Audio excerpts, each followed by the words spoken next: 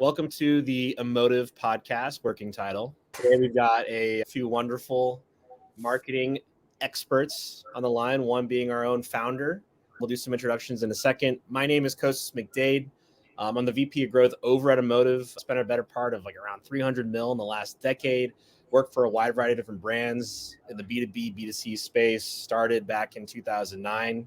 Worked for a company called, an accelerator rather, called Science Inc. And since then, have been in the world of e-com, selling stuff at profit.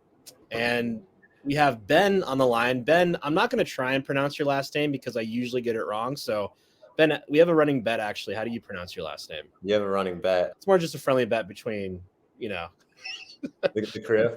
Yeah, no, so it is Italian. There's no G pronounced, but it's Bolognini. Love it. Ben Bolognini, take it away, man. Give us a little intro about yourself. I'm stoked to be here. From my end, I've been in digital marketing for 10 years now or so. Started at a number of different industries, from veterinary medicine to education to living in an agency world for a while with a lot of clients in the travel industry. And most recently then moved over to an apparel company, Built Basics, men's and women's premium apparel, where I joined the team there of about 5 or 6 of us and grew that during COVID to over 9-figure business and doing really well and well-known name.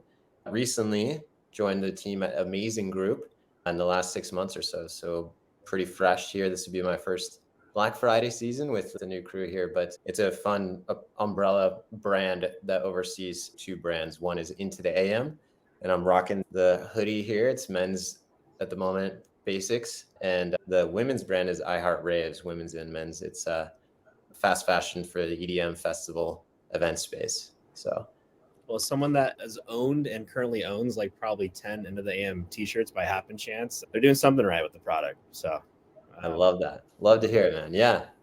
They fit me. They make my dad bod look good. So that's the goal. Yeah. Zach, want to do a quick intro? Yeah. So you said I'm one of the experts here. These are the 2 experts here, Ben and Kostas. I feel like weird to be in the same room, but one of the co-founders at Emotive, chief product officer here. The experience is founding SaaS companies to help e-commerce brands grow. That's pretty much kind of the background, but not an engineer myself.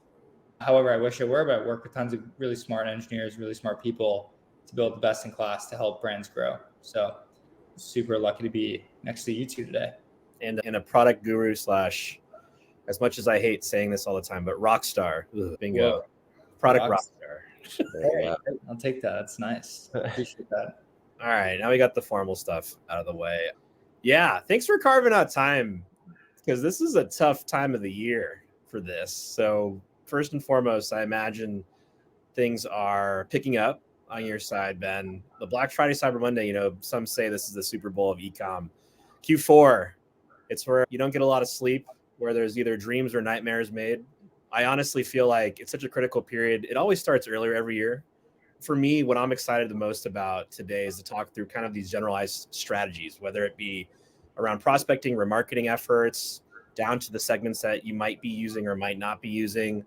Granularity, again, as much as you want to disclose is totally fine, but it's more so that there is some secret sauce with this stuff. And especially given we're, effectively a year out of the pandemic and we're in a different world from a tech standpoint. iOS is always fun to deal with. There's never a dull moment in marketing.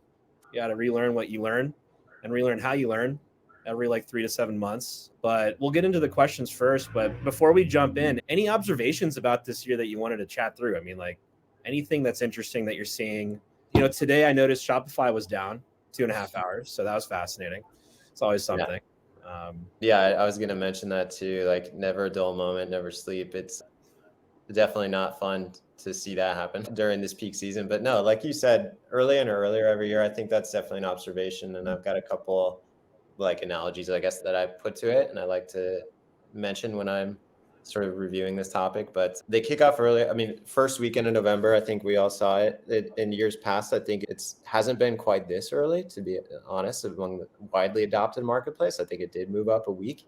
So it's interesting to see that. And We could start Valentine's Day now. Is that yeah.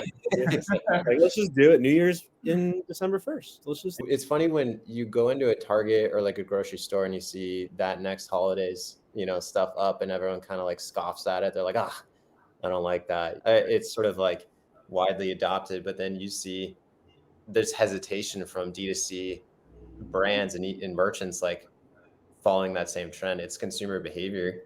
It's definitely on the top of mind. So lean into that.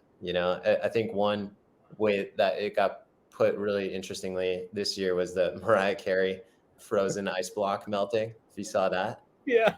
November 1st, bright and early, she starts singing Christmas carols, right? So it's like, yeah, I think it's just a good culmination of the consumer sentiment around this time frame that it is kind of silly, but it's like people still get into it. Like PSL drops in end of August, pumpkin spice latte, and you got to get that full month ahead of.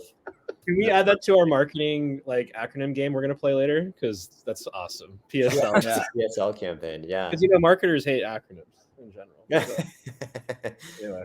I think it's more widely adopted, right? And one reason I really like it too, as a performance marketer, just get sales up earlier, but consider the repeat purchase rate that you might have intra-month in this case. If you've got retained customers coming and buying the first weekend of November and they're super fans, they're going to do it. They're going to pull the trigger right away. I would think they'd pull the trigger on Black Friday weekend, even if the offer is identical and the same. You don't have a plus up or value add or anything.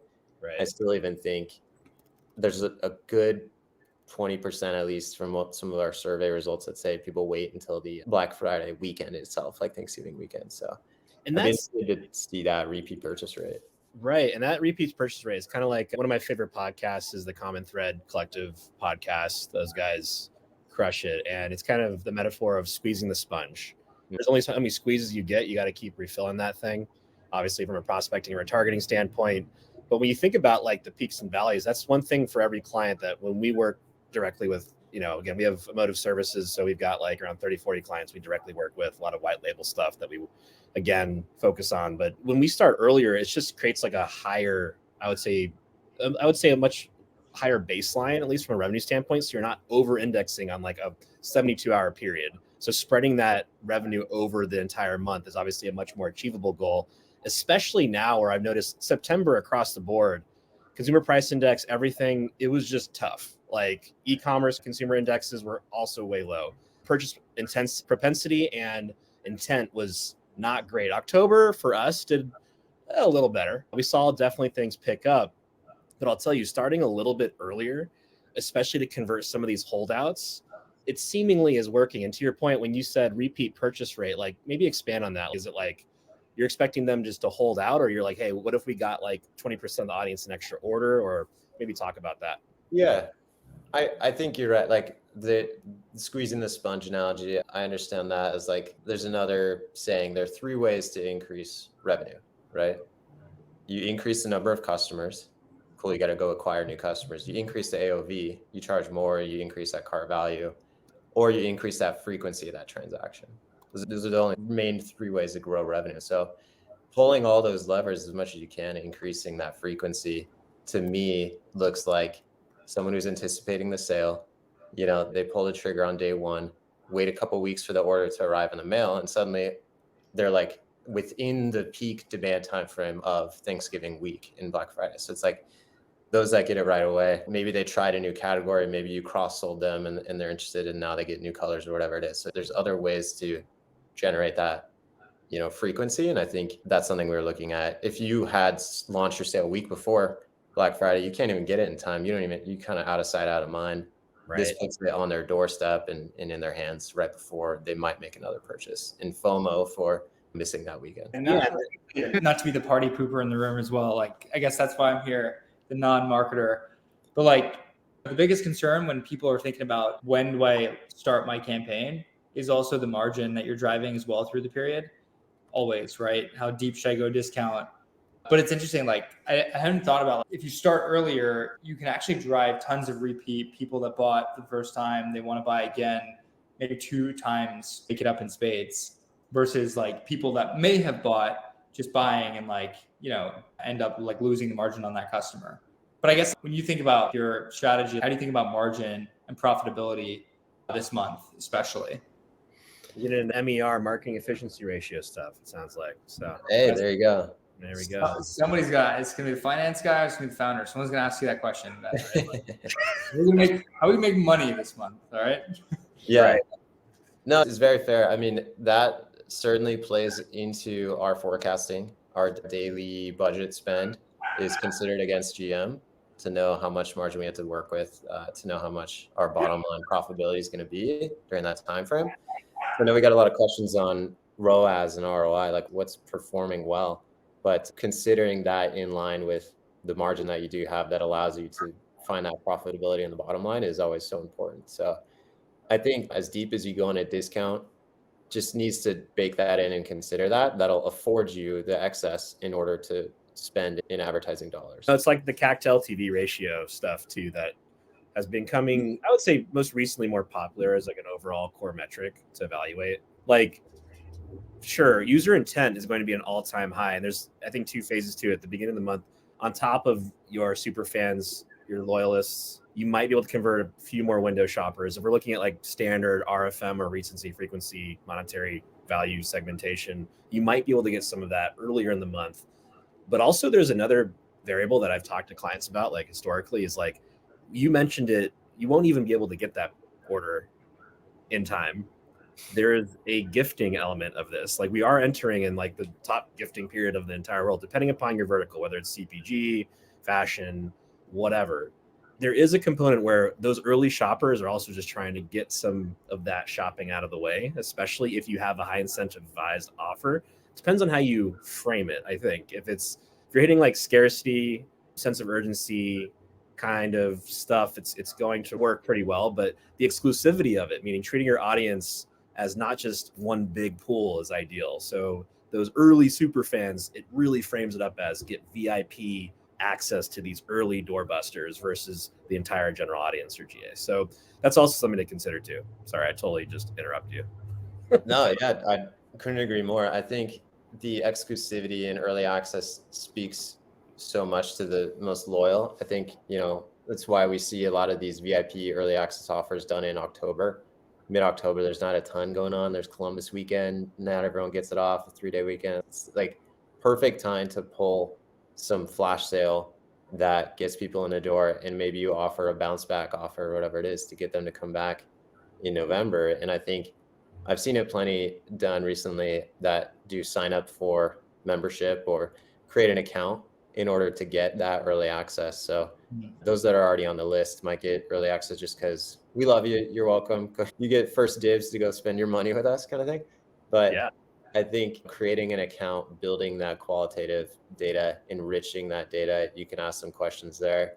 You can have them build their wish list and stuff too. That's like planning their buy and stuff. So just a way to get them in the door early and take advantage of some of that time frame. Is there like a secret that you'd be willing to share with the audience? Like, what's like one thing that you did that was crazy that just really worked that most other people, or one tactic?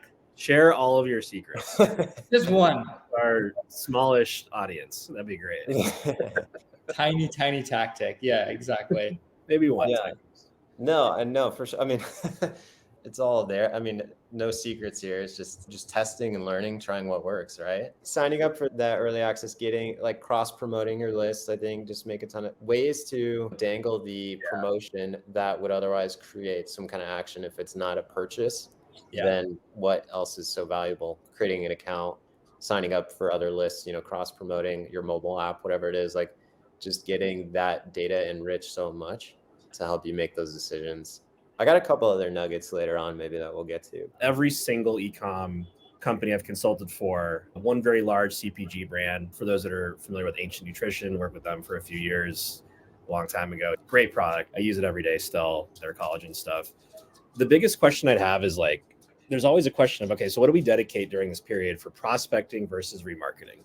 Given that this is probably the highest CPM deal experience throughout the year, assuming that you have a traditional seasonal e-com business, it's always tough to answer that. I've done crazy, complicated projections. I've done a lot of really interesting, I would say like complicated, like CAC to LTV to AOV kind of segmentation options with RFM paired with it.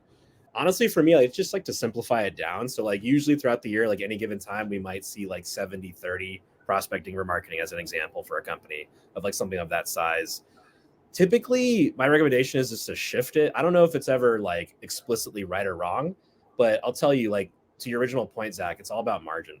And the conversations I've had with the CFOs or the finance leads always comes down to, well, do we need to spend that much? Meaning, when it comes to prospecting or remarketing, what do you typically like to lean on, or is it more of a balance or like an equilateral kind of thing? And it really depends on the business, but yeah, I'm kind of curious what your thoughts are, Ben. Yeah, no, definitely. I mean, I think generally speaking, I like to be in like an 80-20 prospecting mode, just hyper aggressive on the growth, ensuring that we support that in LTV and build a customer base. I've been a part of hyper growth companies though, so it's a little bit more the mentality. Right. And I think like ultimately for you to have new customer growth means you're growing long term, and that should be the focus during these times of Black Friday. Another thing to consider is everyone's got one wallet and they're sharing among all these brands, right? So if you can Disposable get income. Yep. in, Kind of if goes you away. if you can get in early and say they have like $100 in their wallet for Christmas gifts, right? If you're brand number one that gets them to purchase from you, they got $100 left. They're gonna maybe pull the trigger on that $10 upsell. The share of wallet early on is the highest spending power. When it comes time to get the 10th person on your list something, and you're on brand number 4, 5, or 6, or whatever it is, suddenly it becomes harder to pull the trigger on something that's a little bit more pricey because they've already spent so much this season, right? So Yeah. I It needs to think be a study about CPMs to spending power and like proving that's an inverse ratio. Because like over time, it's just whoop, whoop, and then it just goes down, anyway. yeah. Especially this year, like with consumer orders, that couldn't be more true. I wonder on Black Friday, I mean, I get texts or emails from like tons and tons of brands. I'm privy to like buying impulsively. Like that's what this is all about this season. And so 100%, like I can imagine a consumer on Black Friday being like, I've already done most of my shopping. Like this looks cool, but do I really need this? Whereas like years before, the economy was booming, stimulus checks were rolling. I want that extra $10 upsell or whatever it is. Might not be the same. So that makes a ton of sense. Yeah. I think there's a lot to be said too about the remarketing efforts in that, like for apparel, you have these seasons, you drop some collections, right? You drop your fall collection, August, September, you educate the market all about the product, you educate and you saturate the market with the collection name. Maybe it's a collaboration or whatever. It needs to gain some traction over time. And those that are kind of like quick and most loyal want it first. They have FOMO. They want that exclusivity. They buy right away. But for the general population, I mean, those are the people that download the iOS beta or they're standing in line to get the iPhone the day of, right? That's like the early adopters. The mass market does take a little bit of time to be educated, and you have to saturate with that collection. So you show off all the technical features, you talk about the fabrics, you talk about the use case or occasion. It takes a minute to get people multiple touch points to make that purchase. Come October, you do your flash sale, maybe like come November, you got the only thing to push them over the edge at that point is those that are waiting and the laggards are like, I need a sale to make this decision. They've been seeing your stuff. So that's why remarketing during this time is so important, because it's now or never, right? You've done all that work to educate and build that hype and interest, lean heavily into remarketing during this time. So bend that to 70-30, 65-35, whatever it is, to be able to ensure you're still prospecting, but take advantage of those that are in your pipeline already. Does it shift like throughout the season? So like, is it prospecting heavy up front and then it slowly shifts towards remarketing, or is it the other way around? How do you usually do it? It depends what metric you're judged on, right? During which season and time. But I think if you're savvy and you know what you're doing, it's focused on building that pipeline ahead of the season. So you do top of funnel awareness, tons of prospecting, lead generation, cross promotion of channels, just get the roots webbed in there so much further. So you got a good hold on them, and then build that up. Like one tidbit we're doing on the women's brand is build your wish list. We're doing a giveaway, enter your email and show us your cart, and you'll win your entire cart. It's sort of like a cool way to build hype and interest there. Got it. Submission by actually cart building. Like, Yeah. and then you get all the marketing down funnel stuff. That's awesome. Yeah, and exactly. And part of it too that I love is the analogy of the kid goes into the candy shop and mom says you get one candy, but here's two more, and he's holding three all of a sudden. He's like, all right, now put two back. It becomes so sad. He doesn't want to put two back. It's so hard as a merchant to get people to add to cart. And it's so hard as a consumer to hit that delete button. It just makes you sad. Like you don't want to take stuff out of your cart. Yeah. So it's that attachment theory kind of with it, right? You had it and then you lost it. Yeah, it's like completely, it's psychology. Yeah. Well, that's where it's interesting on top of what you're saying, man. It's like you have all like the paid stuff, the kind of just general ratio. It also depends on one thing that I do subscribe to, I would say pretty frequently across a wide variety of brands. It really depends on the brand. But the 4 peaks theory, which is kind of like on top of obviously seasonal, cultural kind of stuff, new product drops is critical. Like anything net new on top of it is whatever your product offering is excellent when it comes to like squeezing that sponge and getting more out of, let's say, any type of existing user base from a marketing standpoint. So oftentimes I have clients usually run a new product with whatever marketing channel from a retargeting standpoint you're using, which I bucket lifecycle into retargeting. I know I'm going to get like 50 people commenting on this. That's not true.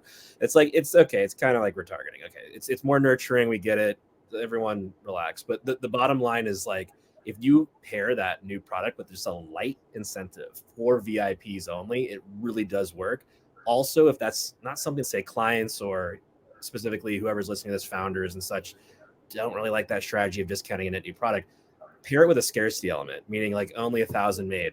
I've actually had in the creative like a countdown timer of stock dropping over time on the PDP, and it's all synthetic, but effectively it's something that can work too. So net new or newness is something as well.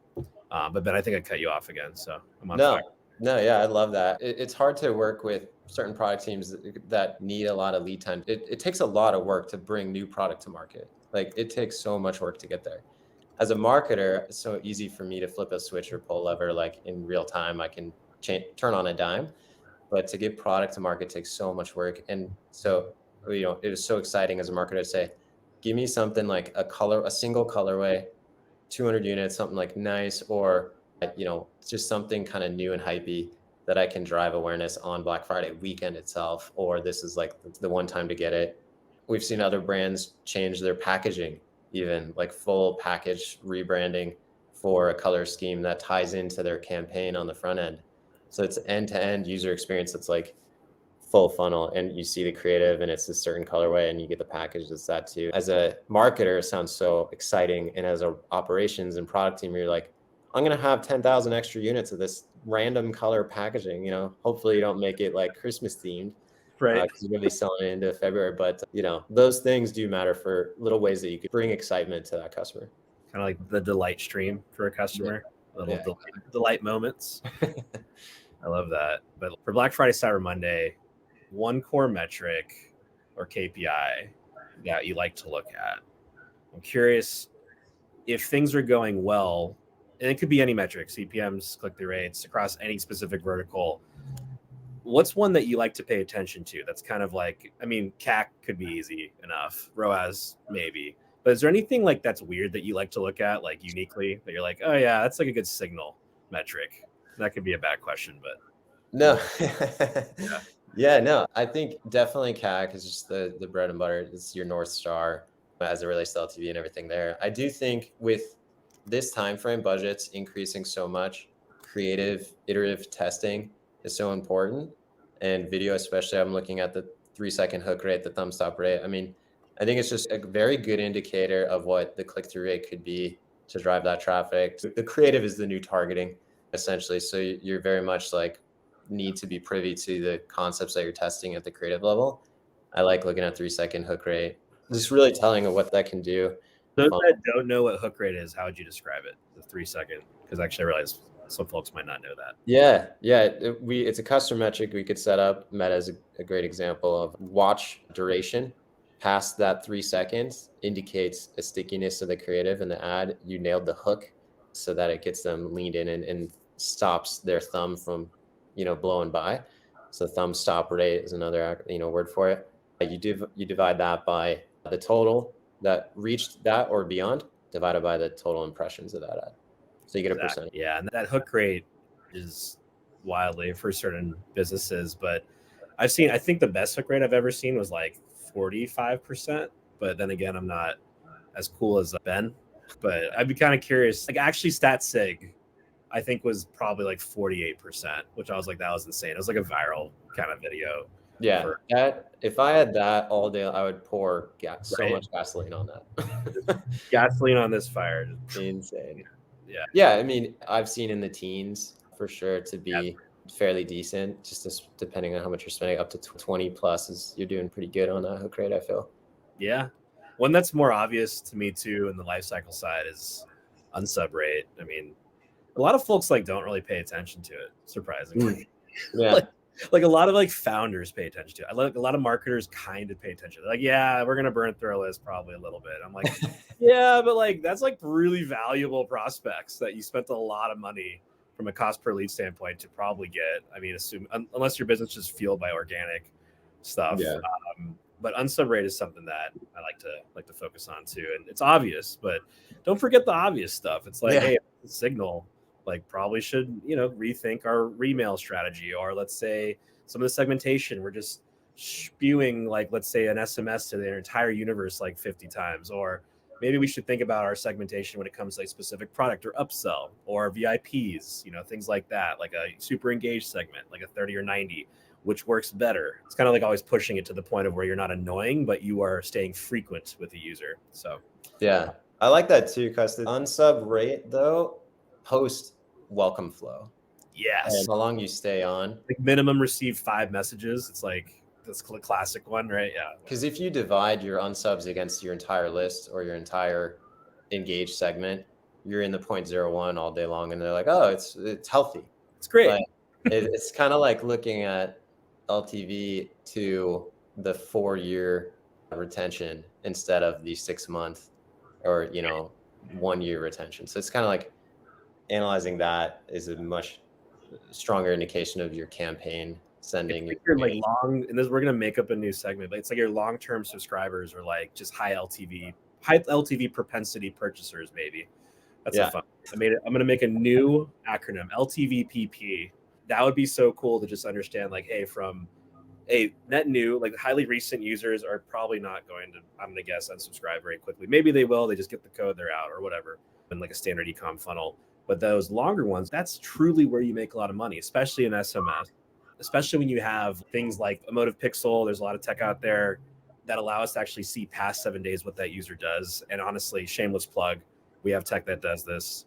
But frankly, it's one of those things where if that audience is so freaking valuable, that sponge of users, those repeat purchases we talked about at the beginning, you really don't want to piss them off. This is a delicate balance. So anyway, it's like coming in too hard on it when you're dating someone new, right? It's like texting and calling them daily. You don't quadruple text? Like I thought sometimes I question mark my own text if they didn't answer. With a 5-second delay, at least. I mean, 5 seconds. 10 times after the first date. That's what I do. That's the minimum frequency. Yeah. Your frequency 24/5 is 10. Yeah. Absolutely. That's how I got engaged. It was like literally, I met my fiance or my girlfriend, now fiance, and I like text her 30 times and boom, it happened. So this works. All right, we're gonna start the segment officially. We have a new segment. It's Guess the Marketing Acronym, because marketers are hilariously inclined to make up acronyms. I've probably heard like 10 new ones this year, like just random ones. Like, let's be honest, MER didn't exist when we started as marketers. Here's the one thing I've heard from many like marketers, customers: just come up with an acronym for it. That's how you solve this problem. I'm like, you create the domain. I don't know, Ben. I'm sure you've learned a lot of acronyms in your career too. So it got scary when we were able to have entire conversations, right? And it's like we're some computer programmer, crazy, like insanely smart, and we totally understood exactly what that other person was saying. It's like we had our own secret language. Awesome. We're just a bunch of AIs running around with acronyms. Let's just put it up and we'll raise our hand. Hot round. SaaS. Oh, Zach better know this. The SaaS guy, software as a service. Software as a How do service. you know it? That's the only one I'm gonna get. I had sorry, and that, like, I want to be fair, but like that was the only one I'm gonna get, so I had to do it. We're probably gonna get like some wrong for sure. It'll be fun. Yeah. Anyway. Yeah. All right, ready for the next one? Let's do it. I did. In case you missed it, I personally hate this one because it started mainly at like I didn't learn at Discovery Plus, but literally like every single ICM. In case you missed it, ICYM, like everyone just would text it and no one would like talk about it. And like I had to explain it to an intern probably like once a day because it's like huge company. Yeah. I always thought it was just like Icy Mom. I don't know. Like, there's a Mean Girls reference there. One of the cool moms. great movie. Oh. Solo Mo. I don't know. Mobile. Yeah, it's just, I'm never going to say that. I feel like that was Right? like in that theme as a while This is back. This is like a thinking structure. Social, local, mobile. That was like when mobile responsiveness started. Zmot. I mean, Something middle of funnel. no one Middle raised of- their hand. Yeah, middle of the funnel. Zero moment of truth. Ooh, that's a good one. All right. One of the Wow. cons- Shows that can't read this and they're on audio. This zero moment of truth is the point in a consumer's decision-making process when they research a product service online before making a purchase, often influenced by online reviews and info. That's a new one. Someone made that up Yeah. like the last year. Never heard of that. Never What heard. is one moment of truth like right before that, right? Yeah. The second One or moment. two. Yeah. I mean, because it's funny because this actually brings up a good topic, but the online reviews thing, I feel like I've had a couple clients do like full just double blind like lift studies around. Did you actually read a review on our site? Not a lot of folks believe them anymore. Like on-site reviews, they're like, why is everything like 4.5 or 5 stars? So peppering in some. Oh yeah. That's definitely true. Unless you're on like Trustpilot or some service that actually like enforces legit, but on site you can filter it. So Yeah. I think the move there is do it enough to have like 10,000 plus. yeah, And then it's like, even if Volume. there were 20,000 that gave it 1 star and you're just not publishing it, it's Right. enough people for me to be like, oh, I trust these other 10,000. right. The other Right. 10,000 people were real. Like, well, we just said that they were real. Yeah. But I do agree. We try to publish like the 3-star, the 2-star here and there that are like, Right. I mean, it came late, but otherwise it was awesome. And so like their little Right. thing that they complain about is It's still good, So- but this one thing Yeah. could have been better. And then you reply like, the other yeah, the other thing to watch out for, the people know this, so they write 5 stars so that it gets auto published, and then they say worst company, don't buy this. ooh. There, so you gotta watch out for Yapo's shaking in their boots right now from that. that. Right. They better build AI to recognize bad reviews, post it as good reviews. That's There pretty you go. good SaaS idea. Look at Hey, that. SaaS guy right here. That'd probably be really easy to build, actually. All right. Oh, too long. Well, Oh, I yeah, didn't raise my hand. TLDR. everyone knows TLDR. I'm glad we I all know that one. explained this to my girlfriend recently. That one. Daily active users. Oh, I just answered. Yeah. Sorry. You gotta raise your hand. This is good. Democracy here. Come on. This is more of a metric that's pertinent for mobile than anything, though. Like I think people using like DAUs or like 3, 7, like 30 segments for DAUs, or really that's like MAUs. It's like people use that in ecom a lot, but I'm like, I don't know. I've never understood how that's like absolutely relevant, to be honest. It's kind of relevant. It's more repeat traffic in my mind, but Yeah. DAU is good for SaaS. Look at that. yeah, for sure. SMO is the acronym. Small, medium organization. Oh, Media. You probably should have known that. Social media optimization is SMO, enhancing online presence and audience engagement through social media channels. Kind of obvious, but okay. That's it. yeah. I know this one. You guys don't know. They're not gonna bleep me, but for sake. Oh, that's I good. used this by accident once, and she asked me what it was. So I think that's why she. Had to include. Oh, that's great. Wait, it's for sure for sake, though. Oh man. FFS. 4 founders in startups. Well, When would I use that? Well, it's in the Oxford Language Dictionary, FFS, as a vulgar rating slang. So Yeah. I don't know, for founders and startups, that's kind of We're like, gonna give it to you, Costa. We're gonna give that to you, okay? Yeah, I usually go straight to Urban Dictionary first. I Yeah, skip right. over. Yeah, I go right there. last one. Visual VSO is the acronym. VSO. Something service. video side. Voice Search. search optimization. Gary V. He's really bullish on this. Is he Yeah. really? What does he Yeah. say about this? Educate me. It's a vertical that I'm not super familiar with, to be honest. It's mainly, it used to be more podcast placements and things like that, but also like there was a time where you could actually advertise in Alexa apps and things like that. So optimizing for voice commands and purchase behavior was also something, but I don't know, Ben. I don't know if you know a lot about this vertical, but It was like, yeah, it was an iteration of SEO on SERPs, which is two acronyms: search engine optimization on search engine results page.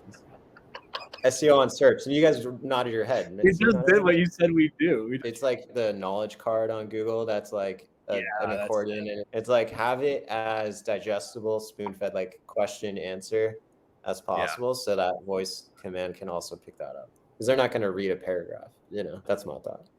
Well, cool. Did we know who won that? I'm gonna say Ben won. I think. I think we give it. man. Really I think Costa- Actually, let's do this. winner take all on this last one. Yeah. There's winner Yeah. take all. Double or nothing. All right, last one. I know this one, but I'm gonna give everyone a second. Website optimized. Well, it makes sense. I'm an older, more seasoned marketer, word of mouth marketing. This is like the OTT or oh, look at that. I'm like over the top media kind of stuff. This is old school marketing techniques, word of mouth stuff. Everyone knows what word of mouth is, but Hey, that's a problem that we don't know what that is. it is one of the most important, most efficient channels of all time. I mean, if your product's solid, you will get folks to talk about it. No way to track, really. There's a little bit of sentiment analysis out there and things like that kind of works, but word of mouth can also technically be social referrals, kind of. Yeah, like I heard about Built. I actually never saw an ad then. So, What? And then I bought like 7 shirts. Yeah. The power of WOM. I need more WOM in my life. Yeah. Thank you, Carol. That was great. Awesome. So I think it was a 3-way tie, actually. I think we each of us tied. So great job, Ben and Zach. Your vulnerability to sometimes just not know an acronym. I think a lot of folks in the community of marketing are always trying to make sure they know the acronyms, but hey, everyone makes them up.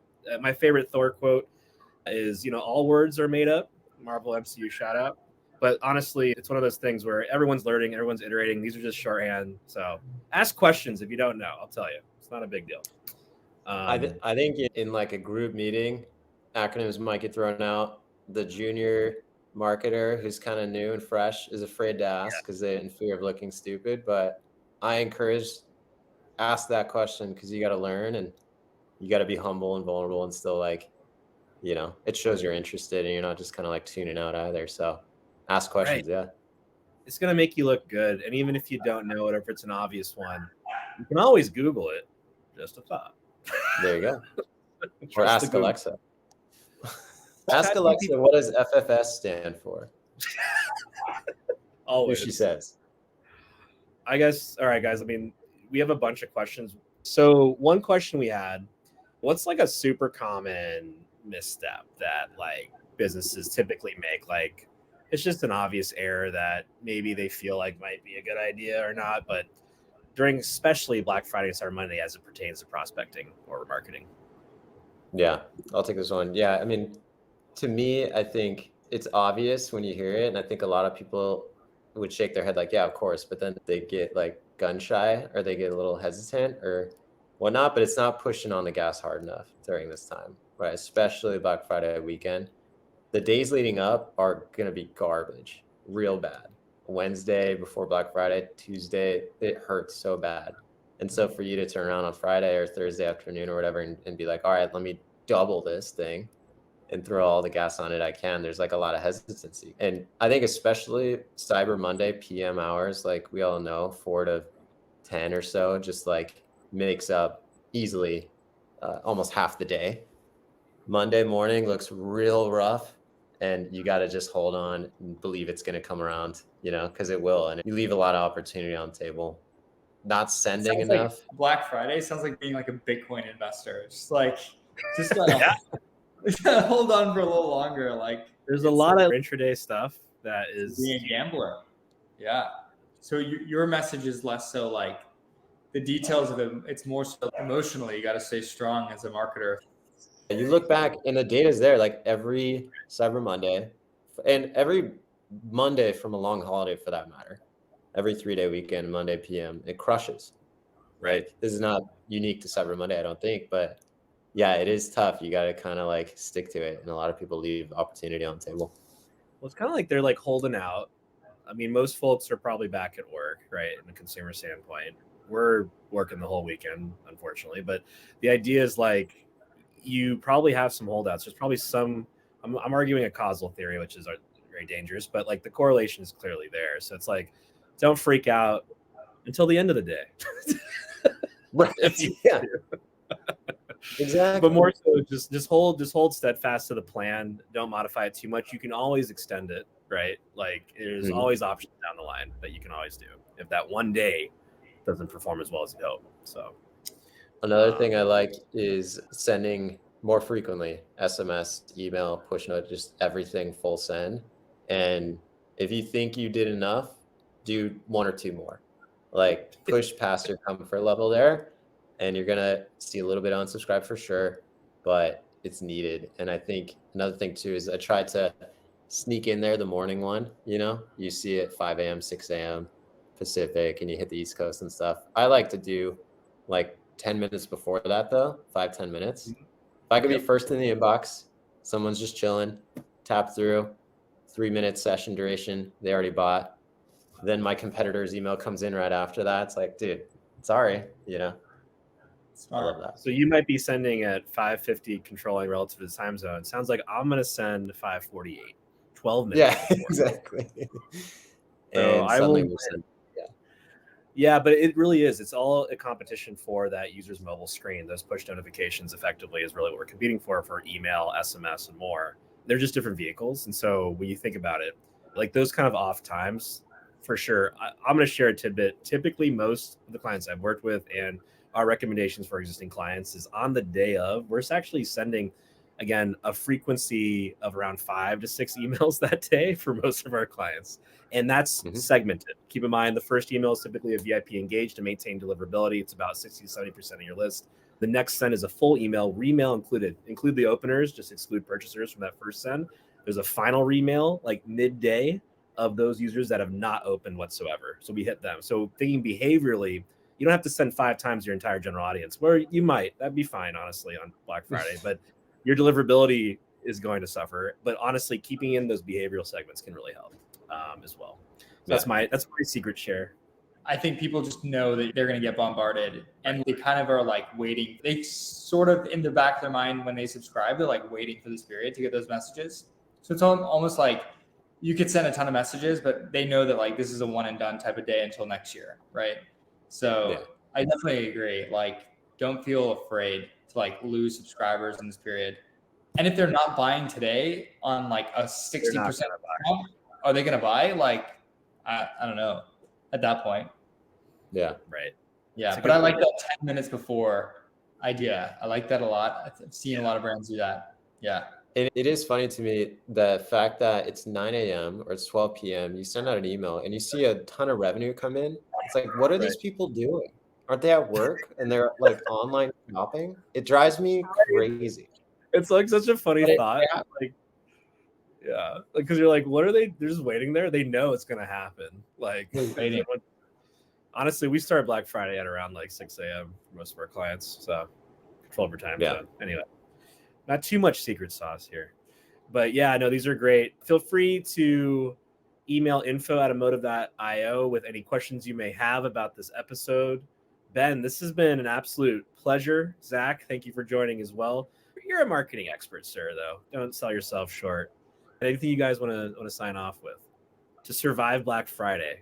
Yeah, I mean, to me, just are we recording? Test, just learn from it. I think it's the days around it too. A lot of people don't consider the full month, and the day of is like they're putting all their hopes on that, but there's so much revenue to be had around this entire time frame. We're seeing gift giving as a theme this year in early November instead of after Cyber Week. Suddenly the holiday sales start. I think we're seeing that early. So, I think every year is a little different and we're testing, but take advantage of the full time frame. And yeah, the day of, just full send it. Full send with more sends. Yeah, exactly. And stay calm. Stay calm. I like the emotional argument that Ben brought to the table for, like, keep it cool. It's going to happen. The revenue is going to come in. It's a hectic day, but you just got to go for it, and results will come through the weekend. So excited to see all the results. And if it doesn't, reach out to Ben or myself or Zach for help. But really, and if it doesn't, that's the thing. Always looking at a post-mortem analysis of really seeing what didn't work is honestly more important than seeing what does work sometimes. So you will have other opportunities. Don't freak out. It's a full Q4. Purchase propensity is always strong throughout the entire year. Yes, disposable income will possibly go down. However, keep in mind, you can always recover. There's always a way to save it. Thank you both for hopping on. Appreciate you guys.